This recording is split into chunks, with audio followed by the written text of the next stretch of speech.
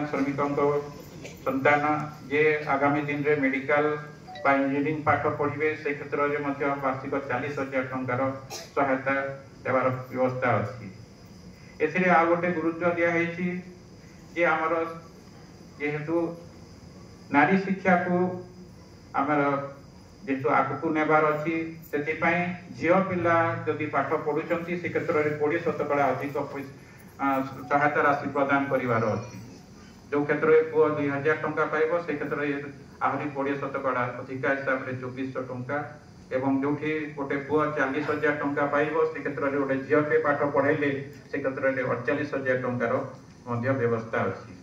तो ये सब व्यवस्था मिले ना सहायता निश्चित भाव में पंजीकृत निर्माण श्रमिक को ये सहायता प्रदान कर। ठीक सेमती आगामी दिन में जदि झील बाहागर 50,000 टंकार सहायता अच्छी। जदि निर्माण श्रमिक तांकर 2टा संतान पर्यंत जो झील थे बाहागर करेले 50,000 टंकार सहायता प्रदान करा जिवो।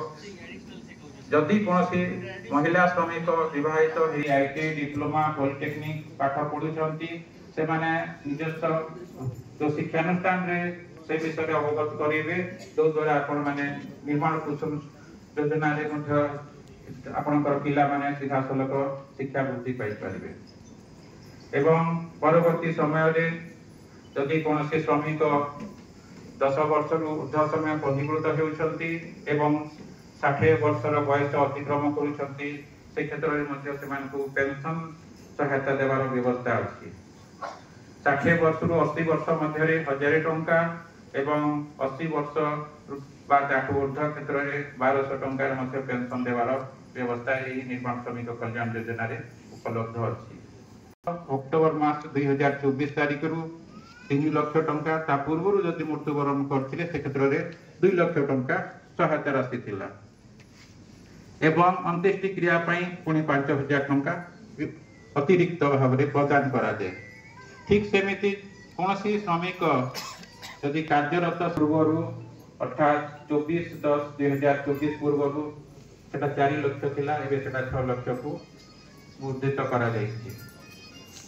तो मु निश्चित भाव में समस्त को कहबी जणेबी माध्यम रे हमर ई कार्यक्रम माध्यम रे जे निजको पंजीकृत करंतु एवं ये सब सुविधा रखुछि। धन्यवाद।